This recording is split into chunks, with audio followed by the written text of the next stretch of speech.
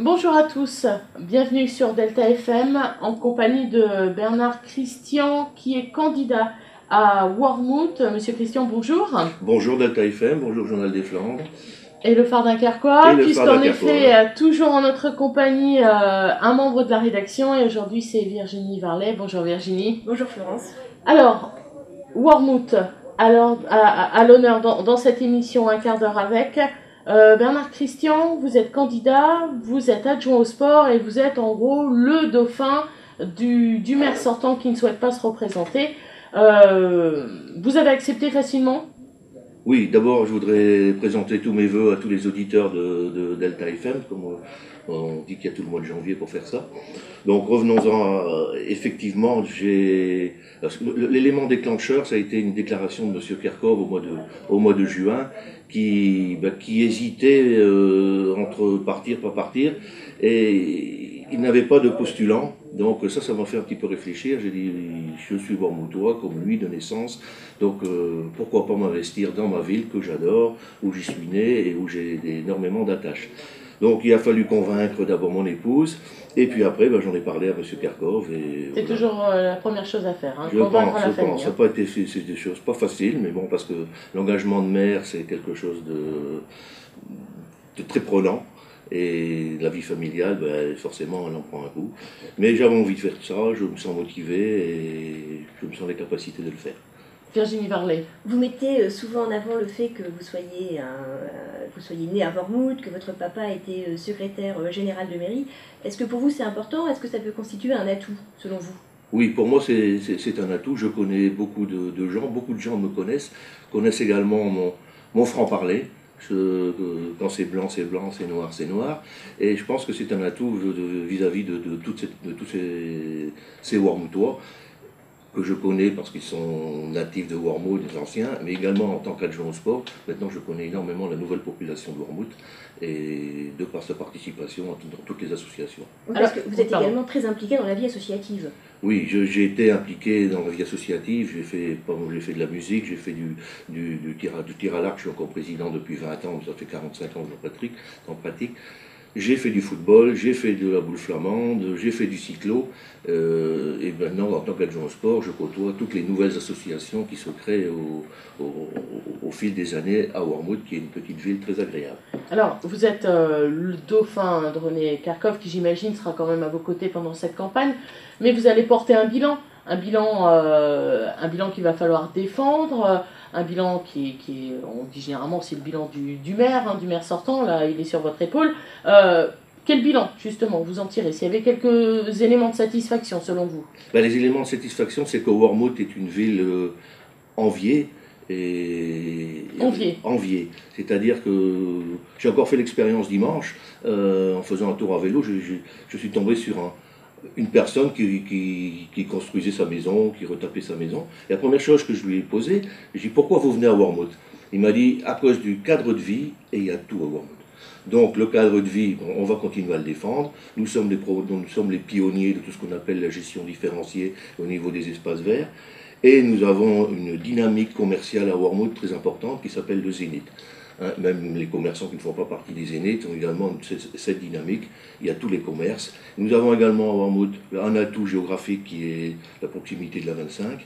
Donc on a aussi vite fait d'aller à Dunkerque que d'aller à Lille, pratiquement. À vous entendre, vous dites qu'il y a tout, il n'y a plus rien à faire alors? Si, il y a encore des choses à faire. Si, il y a des choses à faire. Nous avons, déjà dans notre programme, il y aura la continuité des choses et des investissements qu'il faut défendre. Mais lesquels par exemple? Par exemple l'EHPAD, qui est une nécessité. Alors on rappelle, l'EHPAD, c'est pour l'établissement pour personnes. D'hébergement pour personnes âgées dépendantes. Voilà, merci Virginie. Merci Virginie, parce que je pense que je n'aurais pas su le dire.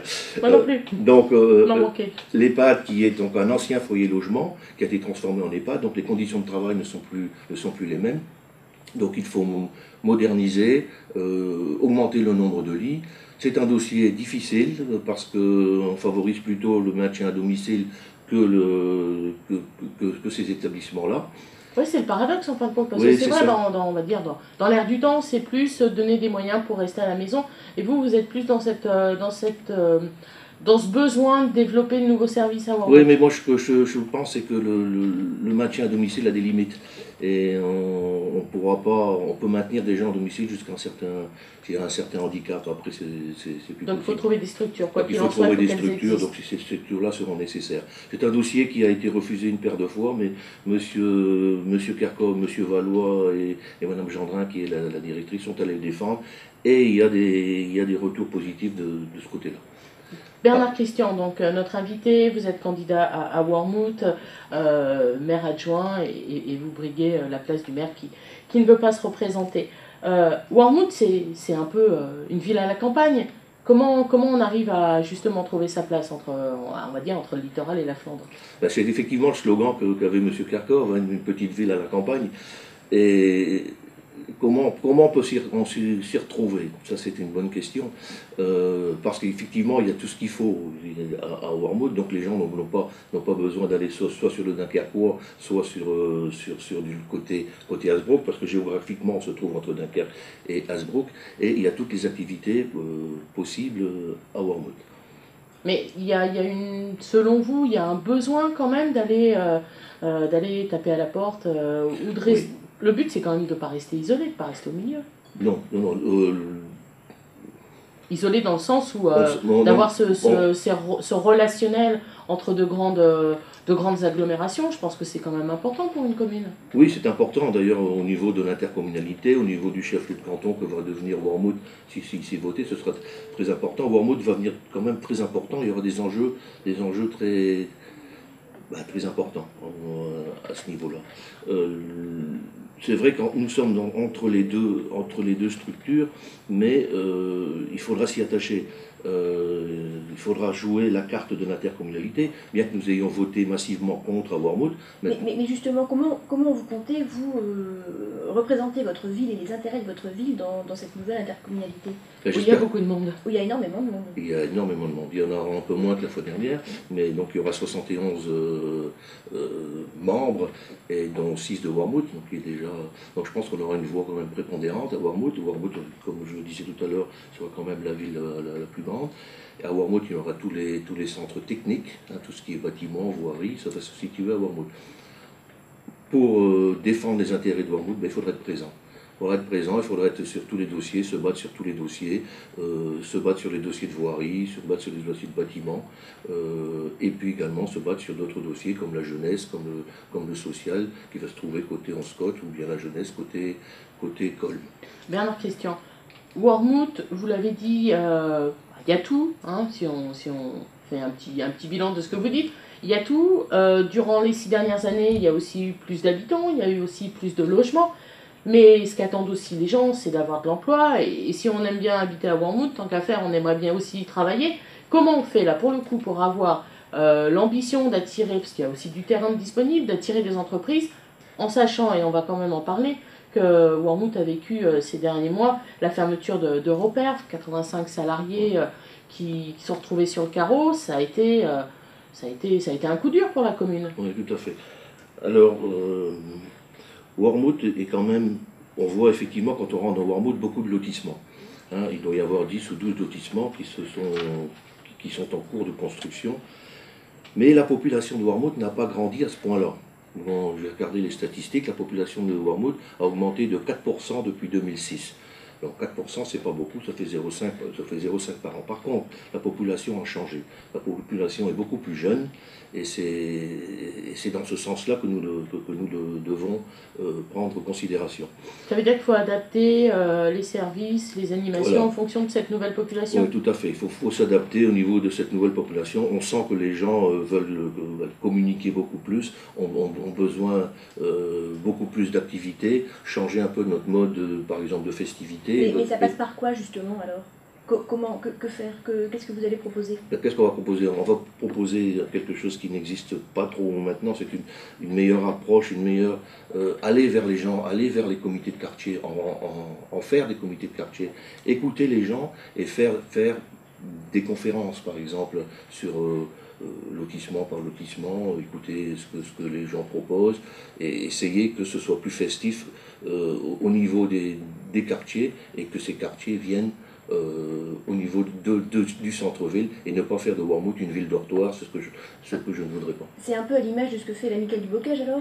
C'est un peu ce que fait l'amicale du Bocage, que fait l'amicale du domaine Saint-Martin, et c'est des choses comme ça qu'on voudrait se rapprocher des associations qui sont au départ des associations de lotissement pour en faire une activité au niveau de la ville. Et s'appuyer sur des associations comme Imagine Wormhout, des gens qui ont envie que Wormhout soit un peu plus festif. J'en reviens à l'aspect économique, un petit mot quand même sur Europerf. Malgré toute la bonne volonté que tout le monde a voulu mettre, le conseil général, la commune, bon, malheureusement on n'a pas pu éviter presque l'inévitable. Aujourd'hui il y a une petite zone industrielle, une petite zone économique. C'est facile à développer, c'est facile d'attirer du monde. Écoutez, dans notre projet, j'en ai parlé dernièrement, ce serait de faire un pôle artisanal à Wormhout. Un pôle artisanal avec la Chambre des métiers, où on a déjà eu des contacts parce qu'il y a dans ma liste, il y a quelqu'un qui est au bureau de la Chambre des métiers. Et c'est également une compétence de la future intercommunalité qui est le développement économique. À Wormhout, il doit y avoir pas loin de 150 artisans méconnus, je dirais. Il faut qu'on mobilise ces gens qui ont certainement besoin de se rassembler, d'avoir des locaux. Donc ça, c'est un projet. Donc qui dit projet économique dit emploi, qui dit emploi dit développement de la ville. L'artisanat, c'est quelque chose, hein, depuis qu'on fait ces émissions, créer des pôles d'artisanat, il y a beaucoup de villes, hein, Virginie, qui ont envie de faire ce projet. Il y a une espèce de concurrence entre communes. Qu'est-ce qui fait qu'on ira plutôt là que là? On ira plutôt, je pense, est-ce qu'il y a un soutien? Est-ce qu'il y a une aide financière de la ville? Ah ben ça, oui, il y aura des soutiens de par la Chambre des métiers, des soutiens peut-être par cette nouvelle structure de l'intercommunalité des Hauts-de-Flandre. Et puis, moi, ce que je répète, c'est qu'on a une situation géographique très importante, très intéressante. Comme je dis, Berg est un centre plutôt commercial. Et je souhaiterais que Wormhout, au cœur de la Flandre, soit un centre artisanal. Et nous en aurons les moyens, nous avons des terrains, nous avons une zone industrielle qui est un peu méconnue des Wormhoutois, mais qui est très intéressante et où on pourrait développer certaines choses. Virginie Varlet. Alors Wormhout est aussi une ville sportive. D'ailleurs, la construction d'une 3e salle de sport est toujours dans les cartons. Oui, cette salle est toujours dans les cartons. Les plans sont terminés. J'y ai participé tout au long de ce mandat. Les plans sont terminés. Nous avons le permis de construire, mais nous n'avons pas... enfin, si, elle a été budgétée, mais nous n'avons pas emprunté parce que les taux d'emprunt étaient trop élevés. Donc nous avons préféré attendre, ne pas endetter Wormhout à ce point. Mais cette salle de sport est nécessaire. D'ailleurs, elle avait été annoncée par Patrick Valois, conseiller général, parce que cette salle de sport a été retenue dans les fiches actions au niveau du conseil général. Donc c'est dans les cartons, c'est dans vos projets du prochain mandat si vous êtes élu maire? Tout à fait, parce que c'est surtout une demande des scolaires. Le lycée et le collège, que j'ai rencontré plusieurs fois, m'ont dit, Monsieur Christian, nous, à partir de septembre de cette année, on aura des classes en plus. Comment on fait? Je dis, comment on fait? Pour l'instant, on vous montre le planning, on ne sait pas faire. Donc c'est une nécessité. Le conseil général et le conseil régional comptent nous aider fortement sur ce projet. Donc, je pense que le prochain maire aura immédiatement s'attacher à cette besogne. Dernier point, Virginie. Et alors, vous incarnez un peu le changement dans la continuité, mais justement, quel changement? S'il y avait vraiment quelque chose, hormis les comités de quartier, s'il y avait vraiment quelque chose que vous avez envie de changer, qui vous tient à cœur? Oui, moi c'est un peu la mentalité, la convivialité, on vient en comité de quartier. Moi je suis un homme, je suis un rassembleur, je m'en fous des idées politiques. Moi ce que je veux c'est que les Wormhoutois se sentent bien chez eux. Et travailler en équipe quoi, pour reprendre le symbole du sport. En fait, dans ma profession, je devais former des équipes et manager des équipes. Et quand on fait une équipe, il faut qu'elle soit solidaire. Et pour ça, j'aimerais que tous les Wormhoutois adhèrent à mon projet pour que Wormhout continue d'être une ville agréable. On dit, on est bien à Wormhout. Eh ben, on restera sur ce mot de la fin, une bonne conclusion. Merci beaucoup Bernard Christian d'être venu à notre micro pour cette émission Un quart d'heure avec un candidat. On parlait de Wormhout aujourd'hui. Merci beaucoup Virginie Varlet du Journal des Flandres du Phare Dunkerquois. Merci à vous. Merci.